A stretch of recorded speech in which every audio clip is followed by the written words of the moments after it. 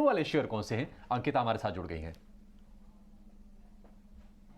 जी हाँ, सो ये है सारे स्टॉक्स जो आज की ट्रेडिंग सेशन में फोकस में बने हुए हैं। जो सबसे पहला स्टॉक है वो है शिपिंग कॉर्पोरेशन ऑफ इंडिया। कम से कम 6% ऊपर है ट्रेड में, क्योंकि इसके क्वार्टर रिजल्ट्स काफ़ी स्ट्रॉन्ग आए हैं। इन्होंने रेवेन्यू पोस्ट किया है कम से कम 8% ऊपर on a year on year basis. इनके जो नेट प्रॉफिट है वो भी 157% ऊपर आया है on a year on year basis. इसी के चलते SCI का स्टॉक आज की ट्रेडिंग सेशन में फोकस में है। अगला स्टॉक जो है वो है एवररेडी का। एवररेडी जो है वो भी कम से कम 4% ऊपर है आज ट्रेडिंग सेशन में। इन्होंने भी अपने क्वार्टर रिजल्ट्स पोस्ट किए, उसके हिसाब से इनका जो कंसोलिडेटेड रेवेन्यू है वो 8% से ऊपर है on year on year basis. और इन्होंने लॉस सफ़र किया है ऑफ 14 करोड़, जो कि कम से कम ईयर ऑन ईयर बेसिस पे, जो कि वर्सेस 38 करोड़ का जो लास्ट ईयर आया था। पर इसी के चलते एवररेडी जो है वो आज फोकस में बना हुआ है। अगला स्टॉक जो है वो है लेटेंट व्यू एनालिटिक्स का, जो कम से कम 9% डाउन है आज ट्रेड में। इसका रीज़न ये है कि इन्होंने भी अपने क्वार्टर रिजल्ट्स पोस्ट किए और उसके हिसाब से इनका जो रेवेन्यू है वो डाउन था 3% ईयर ऑन क्वार्टर बेसिस पे। और इनका जो कंसोलिडेटेड पैट था वो भी 35% डाउन था सिक्वेंशियल बेसिस पे। और इसी के चलते ये स्टॉक कम से कम 9% से डाउन है आज ट्रेडिंग सेशन में। अगला स्टॉक जो है वो है एलेम्बिक फार्मा का। एलेम्बिक फार्मा जो है इन्होंने रिसीव किया है एस्टैब्लिशमेंट इंस्पेक्शन रिपोर्ट, जो उनकी सॉलिड ओरल फॉर्मुलेशन फैसिलिटी है जरौड में, उसके लिए। और ये इंस्पेक्शन और एक्सेप्ट किया जाएगा ये US FDA के थ्रू। और ये इसी के चलते एलेम्बिक फार्मा भी आज स्टॉक फोकस में बना हुआ है। अगला स्टॉक है SCPC का, क्योंकि इनको एनको ने अपॉइंट किया है SCPC को एक्सपैंड करने के लिए अपनी presence south Asian mining industry में कम से कम 6 इयर्स के लिए। और इसी के चलते SCPC का स्टॉक भी आज फोकस में बना हुआ है। शुक्रिया अंकिता ये पूरी डिटेल्स बताने के लिए। लेकिन शेयरों को लेकर ये नई खबरें अभी ताज़ा खबरें आ रही हैं। चलिए लेकिन और कुछ स्टॉक्स पे नज़र डाल लेते हैं। वायदा बाजार के स्टॉक्स पे नज़र डालते हैं। आरती इंडस्ट्रीज़ देखिए 9% गिरा हुआ है, OI भी कम हुए हैं। और रेन इंडस्ट्रीज़ की बात करें तो यहाँ पर भी गिरावट, ये भी करीब करीब 5% की गिरावट यहाँ पर दिख रही है।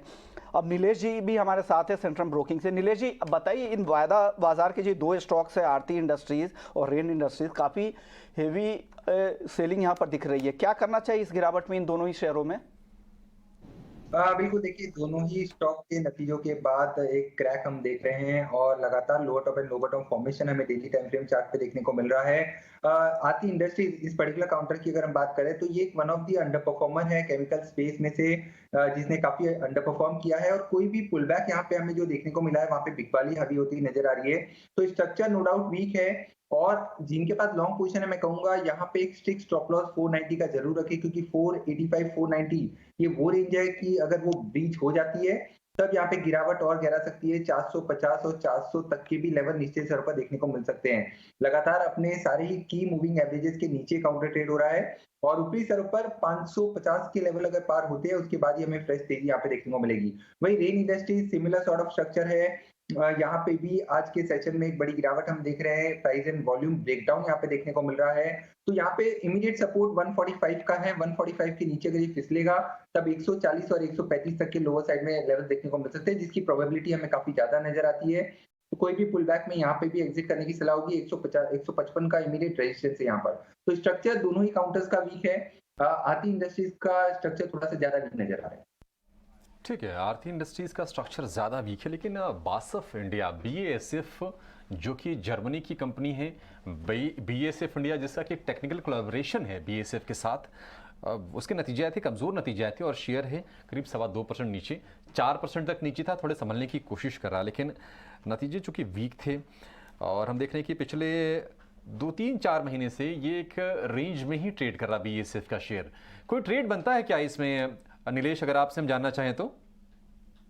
देखिए बेसिकली एक रेंज जिसका आपने जिक्र किया बिल्कुल एक सीमित दायरे में ट्रेड हो रहा है। 2500 के आसपास एक मल्टीपल रेजिस्टेंस जोन यहाँ पे बनता हुआ नजर आ रहा है। लगभग 4 से 5 अटेम्प्ट हुए थे 2500 के लेवल्स को पार करने के, जहां पे ये सक्षम नहीं हुआ है।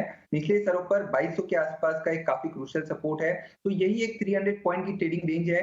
अगर निचले स्तरों पर मिलता है तो 2200 के स्टॉप लॉस से इसे लॉन्ग किया जा सकता है। बट करंटली एक नो ट्रेडिंग जोन जिसे हम कहते हैं उस पर्टिकुलर लेवल पर करंटली ट्रेड हो रहा है। 2500 के ऊपर निकलेगा तब एक ब्रेकआउट यहाँ पे माना जाएगा, उसके बाद यहाँ पे फ्रेश खरीदारी की जा सकती है। 2500 के ऊपर बीएसएफ निकले, उसके बाद फ्रेश खरीदारी कर सकते हैं। और अभी नतीजे आए थे, हमने बताया भी था आपको कि मुनाफा